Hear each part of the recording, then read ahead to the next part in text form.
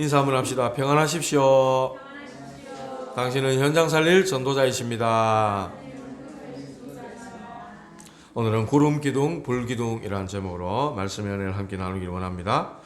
하나님께서 이제 이스라엘 백성들을 애굽에서 출애굽하게 하셔서 드디어 광야길로 인도하시는 것입니다. 가나안 땅을 가야 되는데 광야길로 인도하시는 거예요. 왜 하나님은 이 광야로 인도하시는가? 첫 번째입니다. 우리 안에 애굽 체질을 빼내시려고. 우리 체질 너무 잘 아시는 거예요. 사흘 길이면 갈 수 있는 그 길을 돌려서 하나님은 홍해가 있는 광야길로 우리를 돌려서 인도하시는 것입니다. 왜 그렇습니까? 애굽에서 나오는 것은 하룻밤이지만은 애굽 안에 있었던 그 430년 그 애굽을 우리 속에 있는 애굽을 끄집어 내려고 하시는 하나님의 놀라운 일이 숨어 있다는 겁니다. 왜 광야냐? 왜 광야길이냐? 왜 내게 어려운 삶을 살게 하시냐 하는 거죠. 하나님 좋은 길 놔두고 왜 내게 어려운 길, 힘든 길을 가게 하십니까? 우리가 이런 하나님 앞에 질문 내지는 원망 섞인 그런 고백들을 할 때가 있습니다. 빠른 길 놔두고 왜 돌아가게 하시냐 말이죠. 오늘 보면은 17절에 이런 말씀합니다. 블레셋 사람의 땅의 길이 가까울지라도 하나님이 그들을 그 길로 인도하지 아니하셨으니, 블레셋 그 땅으로 가면은 가깝단 말입니다. 그런데 혹시라도 전쟁이 나면은 이들의 마음이 바뀌어가지고 애굽으로 우리가 돌아가자 그렇게 할까 싶어서 하나님이 광야길을 선택하신 겁니다. 얼마나 하나님은 세심한 배려를 하시는지 몰라요. 우리의 이 연약함을 아시고 하나님께서 세심한 배려를 하시는 것을 볼 수가 있죠. 그래서 광야로 인도하시는 것은 하나님의 숨은 계획을 발견해라는 겁니다. 안 그러면은 나는 왜 어렵냐? 우리 집은 왜 이렇냐? 우리 교회는 왜 이렇냐? 내가 가는 저 직장 생활은 왜 꼬라지가 저러냐? 맨날 일하고 있다니까요. 하나님의 숨은 계획을 발견해라. 어디에서요? 내가 지금 어려운 그 광야에서 하나님의 숨은 계획을 발견해라. 광야는요, 우리를 연단하시고 우리를 훈련하시고 우리를 치유하시는 시간입니다. 갱신의 시간이고 그릇을 키우는 시간이에요. 애굽에 있었던 모든 그 체질들을 완전히 벗어버리는 그 시간이 바로 광야의 시간이라 이 말입니다. 그래서 광야는 하나님의 은혜입니다. 광야에서 제일 우리가 얻을 수 있는 것은 하나님의 은혜라는 거예요. 은혜. 그것을 볼 수 있는 시간이 바로 광야라는 시간이에요. 이 수많은 하나님의 계획을 나의 어려움 속에서 보라는 겁니다. 핑계할 게 없습니다. 왜요? 내가 응답받으면 되는 거예요. 저 사람이 이상하다.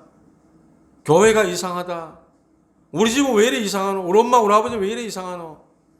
그할 거 없단 말이에요. 내가 응답받아버리면 아무것도 문제가 안 되는 거예요. 요셉이 응답받았어요. 노예로 가고 감옥으로 가고 형들에게 팔려가고, 그런데 가는 곳마다 요셉 응답받아버리는 겁니다. 하나님이 요셉이 어디 있는가 보시고 가는 곳마다 하나님이 요셉에게 응답을 주시니까 노예도 문제 안 되고 감옥도 문제 안 되고, 다윗도 마찬가지입니다. 죽음의 골짜기를 얼마나 넘나들었습니까? 그런데도 다윗이 응답받아 버리니까 그 어떤 것도 문제가 안 되는 거예요. 사울은요, 사울왕은 평생 다윗 죽이려고 쫓아다녔어요. 그는 응답을 못 받은 사람이에요. 그러니까 그 말로는요, 비참하게 끝나버리는 겁니다. 자, 이렇게 하나님은 우리를 광야로 인도하시는 이유가 뭐냐? 첫 번째입니다. 각인시키려고 하는 거예요. 각인. 애굽에서 있던 그 체질들, 애굽에 있던 그 430년 그거를 빼내고 새로운 것, 하나님의 것, 그걸로 각인시키려고 하는 거예요. 우리가 뭘로 각인되어야 되냐 하는 거죠. 무엇으로 우리가 각인되어야 하느냐?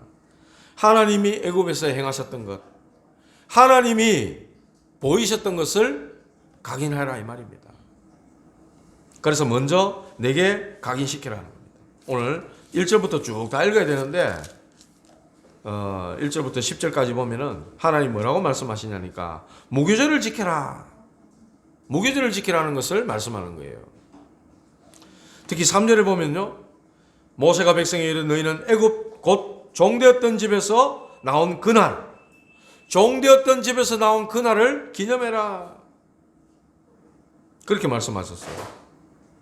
종되었던 집에서 나온 그날. 뭘 해라? 유교병을 먹지 말고 무교병을 먹으라 말이에요. 무교병이라는 거는 우리가 이스라엘 민족들은 빵을 주로 먹잖아요. 밀가루로 반죽을 해서 빵을 주로 먹는데 거기에 누룩을 넣습니다. 누룩을 넣어야만 이게 부풀어져 가지고 맛이 있게 되죠. 그런데 누룩을 넣지 않은 빵을 만들어 먹으라는 거예요.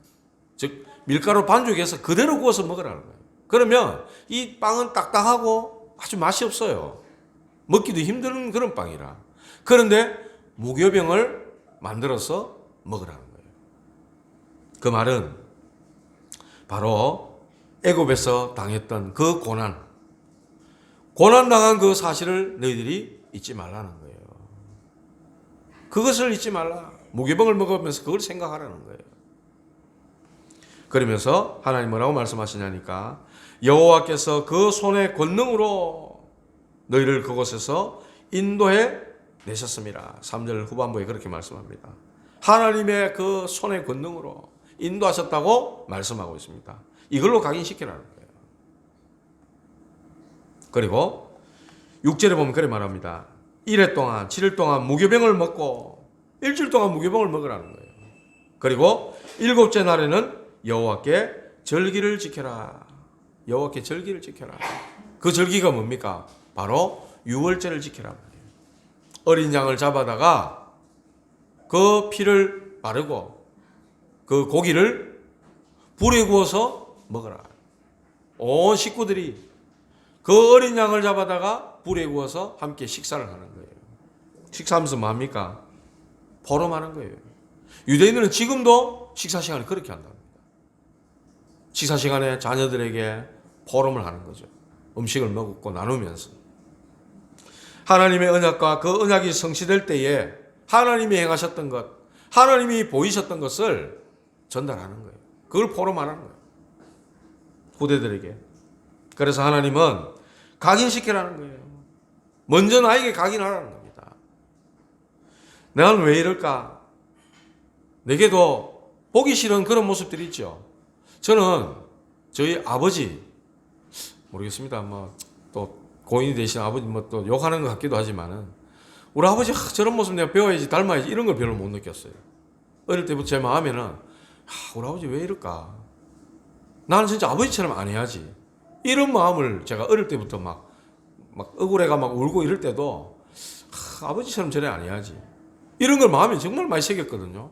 그런데 돌아서 가만 보면 우리 아버지에게 있던 모습들이 제게 얼마나 많이 보이는지 몰라요.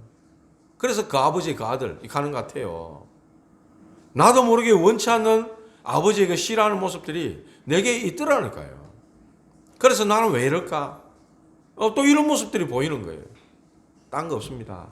하나님의 말씀, 복음의 말씀으로 계속 각인하는 거예요. 그걸 내가 없애려고 바꾸려고 애쓰고 몸부림치는 게 아니고 복음의 말씀으로 계속해서 나를 각인시키는 거예요. 영적 문제 내가 안 하려고 해서 됩니까? 안 된다니까요. 내가 안 하고 힘쓰고 애쓰고 참아서 지키려고 안 되어지는 걸 어떡합니까? 중독된 사람이 뭐 안 되는 걸 어떻게 해요? 이미 뇌에 들어가본 거를. 중독이 딴 겁니까? 뻔히 이거 하면 자기 몸이 망가지는 줄 알면서도 또 하고 있는 거 아니에요. 그래서 마약 주사 꽂고 있고 그러면서 뭐 술 계속하고 있고 노름 계속하고 있고 그게 중독 아닙니까? 근데 하나님의 복음의 말씀으로 계속해서 각인을 시켜버리는 겁니다. 나를 쾌락으로 이끌었던 그게 생각 안 날 만큼 그게 기억도 안 날 만큼 하나님의 것으로 충만하게 만들어버리는 거죠. 그래 하라는 거예요. 그 내게 먼저 각인시키라. 그래서 말씀하시기를 이렇게 말씀합니다. 9절에 네 손에 기호로 삼고 네 미간에 표로 붙이고 여호와의 율법을 말씀이죠. 그것을 네 입에 있게 하라. 이렇게 말씀하셨어요. 이게 뭡니까? 눈에 보이는 대로 24라 이 말입니다. 그래서 여기 붙이고 저기 붙이고 계속 그 말씀하는 거예요. 신명기 6장 4절 9절에도 그렇게 말씀합니다. 너희 자녀에게 부지런히 가르쳐라. 뭐를? 여호와 하나님을 대한 그 마음과 뜻과 힘을 다해서 생명을 다해 여호와 하나님을 사랑하는 것을 자녀들에게 부지런히 가르쳐라. 그랬어요. 일어날 때든지 길을 갈 때든지 누웠을 때든지 강론하고 가르쳐라. 그러면서 손에 붙이고 미간에 붙이고 이마에 표로 삼고 계속 그래 말씀하셔. 뭘 하는 겁니까? 각인을 시키라. 각인. 후대에게 두 번째 후대에게 각인시키라 그랬습니다. 14절에 보니까 자녀들이 묻잖아요. 9일에 네 아들이 네게 묻기를 이것이 어찌 됨이냐? 아버지께 도대체 무슨 일입니까? 묻거든 이야기하라는 거예요. 11절에서 16절 사이에 쭉 그렇게 말씀하시는데 2절하고 12절에 보면은 하나님 그렇게 말씀하십니다. 사람이나 짐승을 막론하고 처음 난 모든 것들을 다 거룩하게 구별해서 하나님께로 돌려라. 이것은 내 것이다. 그렇게 말씀하셨어요. 12절에도 말씀합니다. 12절에도 태에서 처음 난 모든 것과 네게 있는 가축의 태에서 처음 난 것 다 구별해서 여호와께 돌리라. 이것은 여호와의 것이니라. 그랬어요. 하나님의 것이다. 초태생, 처음 난 것, 하나님의 것이기 때문에 구별해서 하나님께 드려라. 그렇게 말씀을 하셨습니다. 이스라엘이 구원받는 데는 무슨 희생이 따랐습니까?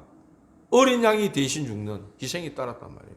또 애굽의 장자들을 하나님이 다쳐서 죽는 그런 큰 희생이 따랐다 이 말이에요. 구원에는 반드시 희생이 따르는 법입니다. 그런데 하나님이 큰 희생을 지불한 것이죠. 이 이스라엘이 구원받는데 어린 양이 죽고 그 피를 좌우 문설주에 발라야만 되는 죽음이 있었어야만 됐다는 거죠. 그걸 보고 어린 양의 대속이라고 얘기하셨어요. 13절에 다 어린 양으로 대속할 것이요 그랬어요. 어린 양으로 대속해야 된다. 구원은 그래서 대속의 은혜입니다. 대속이 뭐냐? 대신 값을 치르는 거예요. 여러분이 죽어야 되는데 내가 죽어야 되는데 어린 양이 대신 죽는 거예요. 이삭이 아무 죄 없는 이삭이 어느 날 죽게 생겼어요. 그런데 수양이 대신 죽습니다. 이삭 대신에. 그걸 보고 대속이라고 얘기하는 거예요. 대속의 은혜. 대신 주님이 값을 치러버린 겁니다. 그래서 구원에는 반드시 이런 대가를 치러야 되는데 구원받은 우리 후대들은 바로 하나님의 것이라는 거죠. 여러분 품 안의 자녀가 내 건 줄 압니까? 하나님의 것이라는 거예요. 초태생은 다 내 것이다. 여호와께 돌리라고 말씀하시잖아요. 하나님의 겁니다. 하나님의 것. 그렇기 때문에 저와 여러분들은 처음 난 것 어떤 면에서 집안의 장자다 그러면 대를 이을 사람이고 가장 중요하잖아요. 가장 중요한 걸 내가 하나님께 드렸다. 그러면 나머지 것 하나님께 안 드릴 수 있겠어요? 제일 좋은 거 내가 하나님께 드리는데 그러면 나머지 것도 하나님께 당연히 드릴 수 있게 된다는 말이죠. 첫째 것을 드린다는 것은 모든 것을 다 드린다는 거죠. 어떤 것인들 하나님께 드리지 않겠습니까? 그래서 하나님께 모든 것이 속해 있다는 말이죠. 구원받은 자는 이제 하나님께 속한 자가 됐다는 겁니다. 그런 사람이 세상을 본받고 세상을 따라 살아간다? 그 말이 안 되는 거죠. 그건 정말 너무 망할 짓이라는 거죠. 그래서 아들이 묻거든 이렇게 말씀합니다. 우리가 자녀들에게 어떻게 구원을 가르칠 것인가? 자녀들에게 출애굽에 대한 그 대속의 의미를 어떻게 우리가 말하고 전달할 것인가? 모든 인생은 하나님을 떠나가지고 죄와 저주 가운데 사단의 운명 아래 잡혀 있는 게 아니냐. 그래서 우리 인생 스스로는 거기서 벗어날 수 없고 빠져나올 수가 없다. 하나님이 열어주신 길이라 해야 된다. 그 길이 바로 예수 그리스도시다. 여자의 손이 뱀의 머리를 상하게 할 것이요. 하나님 처음부터 복음 말씀하셨어요. 처음부터 언약의 하나님이셨고 복음을 주신 하나님이셨다. 계속 띠띠띠 그래가지고 지금 흐름이 지금 막 이상하게 가는 것 같아요. 제 기분에 그래요. 계속 신경 써요. 띠띠띠 저게. 왜 자꾸 띠띠 그런지 모르겠어요. 딱 닫아보면 되는데. 대속의 의미를 우리가 어떻게 가르칠 거냐. 왜 우리가 유월절을 지켜야 되며 왜 예수 믿어야 되느냐. 우리 후대들에게 전달하고 가르쳐야 될 건 이겁니다. 주일에도 네 학원 가라. 학원에 가고 네 뭐 덜 했던 거 해야 되는 거 아니냐. 시험 준비해야 되지. 이런 부모들 많습니다. 왜 예배 드려야 되노? 네가 왜 교회 가야 되노? 우리 자녀들에게 이걸 분명히 가르쳐야 돼. 공부해야 될 이유, 네가 성공해야 될 이유, 세상에 증인되기 위해서. 하나님의 유월절의 비밀, 이거를 세상에 증거하기 위해서 하나님 너를 이 땅에 보냈는데 네가 세상 신부로 하면 되겠냐. 주일만큼은 예배. 부모님이 먼저 이래 돼야 되는 거예요. 그래서 우리 후대에게 이걸 바로 가르쳐라고 말씀을 하는 것입니다. 내가 살아야 될 이유, 나를 이 땅에 하나님이 보내신 이유, 내가 공부해야 되고 내가 출세하고 성공해야 될 이유는 하나님의 영광을 위한 거다. 우리 후대들에게 이걸 먼저 가르쳐라는 겁니다. 하나님의 절대 언약과 절대 계획을 분명하게 가르쳐라는 것이죠. 세 번째로 각인을 바꾸는 데 있어서 이 요셉의 유언대로 유고를 들고 나가라 그랬어요. 창세기 50장 24절 25절을 보면요. 요셉이 그런 말을 합니다. 제가 한번 읽어드릴게요.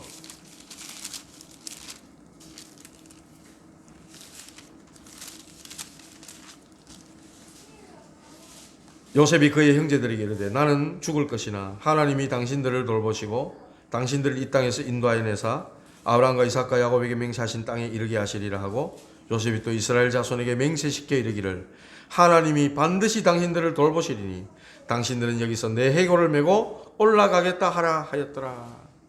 요셉이 죽기 전에 형들한테 한 이야기예요. 그런데요 430년이 지났다니까요. 430년이 지났는데 요셉의 유언대로 유고를 들고 올라갑니다. 그게 바로 19절에 나오잖아요. 요셉이 이스라엘 자손으로 단단히 맹세하여 하게 하여 이르기를 하나님이 반드시 너희를 찾아오시리니 너희는 내 유고를 여기서 가지고 나가라 하였습니다.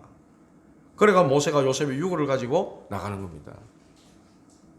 이게 430년이 지났는데 이게 어째서 지켜질 수 있는 겁니까? 이게 놀라운 일이거든요. 예? 요즘 보면 아버지가 유언한 것도 다 뭐 지켜보고 안 하는 사람들도 천지입니다. 그런데 400년이나 지났다니까요. 그런데 요셉의 유언대로 그대로 이루어지는 거예요. 그걸 뭘 말하느냐? 언약이 전달되어지는 언약에 대한 내용이란 말이에요. 반드시 그 언약은 성취된다는 것을 말씀하고 있는 겁니다. 왜 내 유고를 메고 가야 됩니까? 그 땅은 가나안 땅.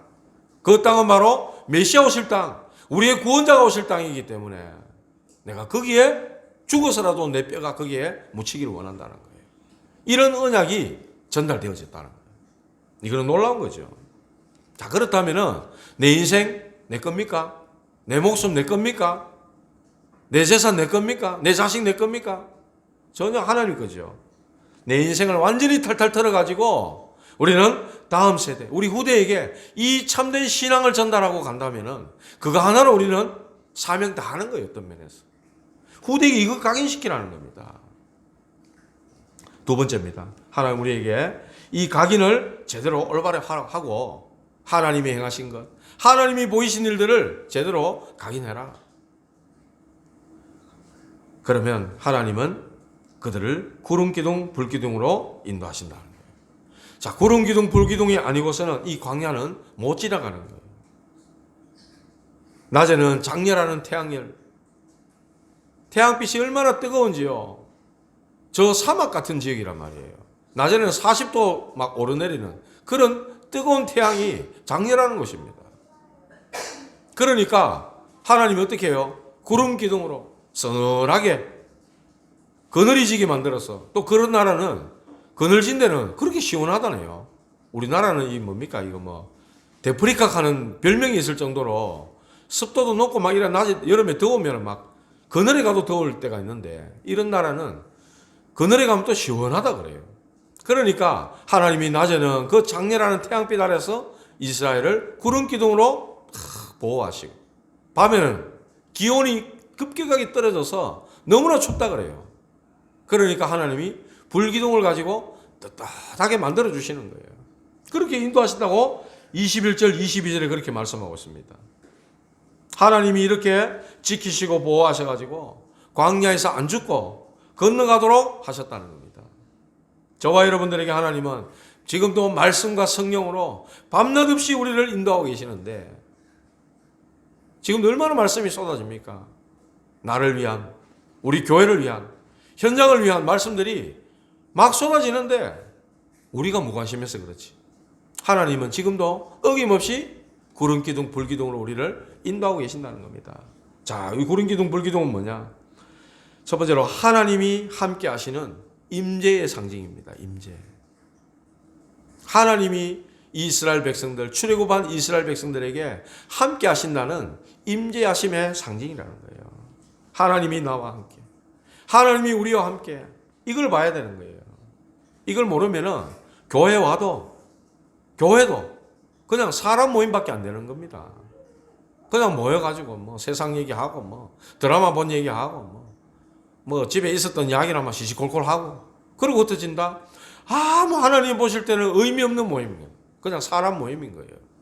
어떤 면에서 복음과 예배 이런 걸 다 빼버리면 교회 모임은 저 어떤 세상의 동호회 모임보다 더 못한 거예요. 그래 됩니다. 사람 소리만 가득하고 사단의 놀이터가 되고 그래 되면요, 진짜로 그거는 안 모이는 게 차라리 나을 겁니다. 어떤 면에서 하나님이 우리와 함께 하시는 그 임재의 역사를 우리가 느끼고 볼 수 있어야만이 힘을 얻는 거예요. 비록 우리의 모습은 이렇지만, 우리의 연약한 부분은 이렇지만 하나님이 임재해 계신다 이곳에, 이걸 우리가 알게 되고 느끼게 될 때 힘을 얻는 겁니다. 광야길에 하나님이 구름기둥 불기둥으로 우리와 함께 하신다. 나 아무것도 없어도 하나님이 나와 함께 계신다. 문제는 수천만 가지가 내 주변에 있는데 하나님이 나와 함께 계신다. 이런 사람은 절대로 안 망하고 안 죽습니다. 안 무너집니다. 근데 모든 여건 다 준비되어 있는데 하나님이 자기 주인이 아니야. 늘 외롭고 늘 힘들고 세상은 날 알아주지도 않고, 심한 문제 한번 오잖아요. 낙심천만 빠져가지고 그냥 극단적인 일을 벌일 수도 있는 게 인간이란 말이에요. 이렇게 차이가 나버립니다. 광야길을 가는 그 비밀은 어떤 어려운 현실이 와도 거기에 하나님이 함께 계신다. 이 임재를 우리가 체험하고 누리는 겁니다. 그리고 이 광야길에 구름기둥, 불기둥을 함께 하셨다는 것은 하나님이 인도하시겠다는 거죠. 하나님이 인도하심. 하나님이 인도하시고 또 하나님이 함께 하시니까 그 사실에 기뻐하고 감사하고 즐거워하고 그 사실로 행복한 거죠. 그걸 즐기는 거예요. 근데 자꾸만 광야를 쳐다봅니다. 그러면 암담한 거죠. 예? 왜 우리를 일로 이끌어냈냐. 애굽에 있을 때가 좋았는데 이렇게 되어지는 거예요. 이제 다음 장에 이제 나옵니다만은, 누릴 거 안 누리고 자꾸 쓸데없는 거 쳐다보면은 낙심하고 무기력하고 결국은 무능력에 빠져버리는 겁니다. 하나님의 인도하심을 우리는 늘 기억해야 되는 겁니다. 그리고 세 번째로 하나님이 보호하신다. 하나님이 지키시고 하나님이 보호하신다. 하나님이 저 햇빛이 우리를 어떻게 할 수 없고 저 밤에 그 추위가 우리를 어떻게 할 수 없도록 하나님이 반드시 지키시고 보호하신다. 풍랑 가운데도 태풍 가운데도 하나님은 함께 하시고 지키신다. 성경이 전부 그런 내용들 아닙니까? 유라굴라 풍랑 만났을 때 바울 곁에 주의 천사를 보내셔가지고 바울아 두려워 마라. 네가 가이사 앞에 서야겠고 오늘 너와 함께한 그 사람들을 다 네 손에 붙였느니라. 그때 바울이 말하잖아요. 나는 하나님이 내게 말씀하신 대로 되리라고 하나님을 믿노라. 바울의 고백이었어요. 하나님이 보호하신다. 말씀을 맺겠습니다. 자꾸 삐삐삐거려서 오늘 빨리 끝내야 되겠습니다. 신경 쓰여가지고 그냥. 자, 구름 기둥 불기둥으로 함께 하신다는 것은 하나님께서 완벽하게 책임지신단 말입니다. 완전히 책임지신다는 거예요. 구원하셨다? 하나님 책임지십니다. 우리가 자녀를 임신해 자녀가 태어난다? 자녀를 위해 모든 걸 다 준비하죠. 그런 것처럼 어찌 인간의 거기에 비교하겠습니까? 하나님의 구원을. 하나님은 완벽하게 인도하시고 완벽하게 보호하시는, 그야말로 하나님은 책임을 지시는 겁니다. 그래서 말씀합니다. 22절에 구름 기둥 불기둥이 백성 앞에서 떠나지 아니하니라. 그렇게 말씀하셨어요. 걱정하지 말라는 겁니다. 염려하지 말라는 거예요. 이 세상에서의 일로 걱정하거나 염려하지 마라. 하나님은 완벽하게 책임지시고 지키신다. 누가복음 10장 4절을 보면요, 예수님이 70인 제자들 현장에 내보내면서, 둘씩 짝짝을 내보내면서 전대 가져와, 배낭 가져와, 신발 가져와, 다 뺏어버렸어요. 왜? 다 준비해놨다니까요. 다 책임지겠다는 겁니다. 하나님 그렇게 완벽한 하나님이시라. 구름 기둥 불기둥은 시공간 초월하시는 하나님의 역사입니다. 하나님의 능력이에요. 저와 여러분들이 세계보고마 237 나라 5천 종족 여기에 방향 맞추고 우리 교회가 12분의 교역자를 모시고 70중직자 세우고 1천 제자 1천 렘넌트를 향해서 우리가 진짜 방향 맞추고 나간다면 하나님께서 책임지시겠다는 거예요. 우리 교회의 필요를 책임지시고 나의 모든 필요를 하나님 책임지시겠다는 겁니다. 그래서 바울이 하는 고백이 내게 능력 주시는 자 안에서 내가 모든 것을 할 수 있느니라. 나는 궁핍에 처할 줄도 알고 풍부에 처할 줄도 알아. 일체의 비결을 배웠노라. 내게 능력 주시는 자 안에서 내가 모든 것을 할 수 있느니라. 그렇게 바울이 고백하고 있다는 것입니다. 신앙생활에 누릴 내용 이 속에 들어있는 거예요. 우리의 승리의 비결 여기에 다 들어있습니다. 하나님은 구름 기둥 불기둥으로 보이지 않지만은 우리를 위해 모든 것을 완벽하게 준비해 놓으신 하나님. 그렇기 때문에 저와 여러분들은 불신앙 내버리고 믿음으로 도전하라. 불신앙 내버려라. 하나님 안 바라보면 불신앙 생길 수밖에 없어요. 광야길은 그렇습니다. 제 친구 목사님 한 분 있는데 지지난주에 한번 오셨죠. 경남 진주에서 목회를 한 10년 했는데 이제 하나님의 부르심을 받고 필리핀 선교사로 이제 나가게 됐어요. 그래가지고 이제 내일 모레 이제 수요일 날 이제 출국을 합니다. 이제 가족들하고 자녀들하고 다 데리고 이제 가게 되는데 이 선교사님이 먼저 혼자 들어가가지고 한 몇 개월 있었어요. 한 6개월, 7개월 정도 있었는데 마닐라에 이제 그 하면서 스텔라라는 어떤 할머니 선교사님이 계셔요. 저도 한번 뵀는데 이분은 이화여대 영어 영문학과를 나온 아주 인텔리입니다. 인텔리인데 할머니예요, 말 그대로. 근데 이분이 천주교 배경으로 오래 있다가 복음을 듣고 어떤 목사님, 선교사님을 통해 가지고 다락방을 받아 가지고 완전히 이제 선교사로서 이제 우리나라에 들어오셔 가지고 RTS에 신학도 하시고 이렇게 해 가지고 유광수 목사님 사모님, 김영숙 사모님하고도 연결이 돼 있고 이런 분이셔요. 할머니신데 이분이 필리핀에 계시거든요. 그래 이분하고 연결이 됐는데 이분 집에 놀러를 간 거야. 제 친구 목사님이 놀러를 갔는데 초대교회에서 파송된 어떤 목사님하고 젊은 목사님하고 여집사님 한 분이 그 선교사님 할머니 선교사님 집에 놀러를 온 거예요. 와가지고 뭐 이런저런 대화를 하는데 묻더랍니다. 그 여자 집사님이 선교사님은 어디 선교할 거예요? 이런 묻더래요. 그래가 이제 갑자기 물으니까 아니면 주변에서 다들 뭐 위험하니까 어디 가지 마라 하고 이래서 뭐 마닐라 어디 동네를 얘기하면서 이제 하니까 이 여자 집사님 하는 말이 아니 뭐 선교사님들 전부 다 뭐 말로 세계복음만 한다 하더만은 삼겹살 사장님, 슈퍼 하시는 이런 분들은 필리핀 구석구석에 다 들어가 있다는 거라. 그런데 선교사님들은 말로만 세계복음 한다 하지 전부 마닐라에 다 있다 하면서 이런 말을 한다는 거예요. 근데 그 말이 하나도 뭔가 자존심 상하고 기분 나쁘게 들리는 게 아니고 하나님 음성으로 툭 들리더라는 겁니다. 그래, 선교사들 전부 있는 이곳에 내가 있을 거 뭐 있노. 선교사 없는 곳으로 가야 되겠다 이런 마음 먹고 있는데 영어학원에 딱 갔더니 영어학원에 가르치는 선생님 고향이 네그로스라는 섬이 있대요. 네그로스. 양말처럼 이렇게 생겼는데 필리핀에서 네 번째 되는 섬이래요. 네 번째 크기의 섬이래요. 필리핀에 막 완전 섬이 몇천 개가 되는 그런 섬나라잖아요. 그 네그로스라는 섬에 이제 한번 가게 됐답니다. 가보니까 진짜로 그 네그로스 섬에 대박 삼겹살 하면서 삼겹살집이 딱 있더랍니다. 딱 한 군데가 한국인이 운영하는. 정말로 구석구석에 돈 벌라고 삼겹살 장사하러 슈퍼마켓 하러 구석구석 들어가는데 선교사님들은 뭐 안전이라는 이유로 뭐 때문에 뭐 이유가 있겠지만은 그랬으니까 여집사를 통해 가지고 마음에 선교사 없는 곳으로 가자. 이래 가지고 네그로스라는 섬으로 이제 들어가는 거예요. 온 가족들 데리고 이제 들어가는 거예요. 아무도 없어요. 거기에 다락방 선교사님 안 계시고 일반 교단에서 오신 선교사님 한 분 계셔가지고 그분 집에 이삿짐을 갖다 다 일단 보내놓고 뭐 그렇게 했다 하더라고요.